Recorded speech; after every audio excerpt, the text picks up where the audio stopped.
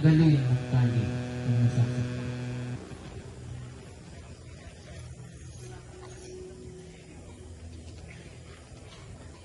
Punong Kaifas.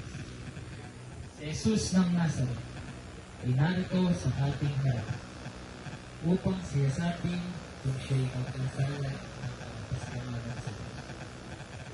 Narinig natin ang mga saksi laban sa Kanya. At isa pa'y, wala siyang pagkakataon ay pagtanggol ang kanyang sarili. Wala pa siyang saksi upang marinig ang kanyang tanong.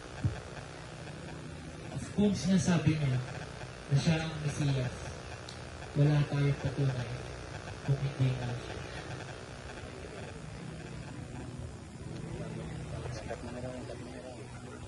Ayon sa banal na kasulat, kailangan mayroong dalawang saksi na kakasulat laban sa nasasaktan.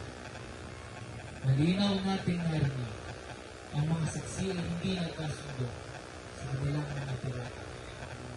Kaya tinihiling ko sa kapulungan ito na palayain si Jesus sa Nazaret dahil sa kapulungan ng saklap ng ito.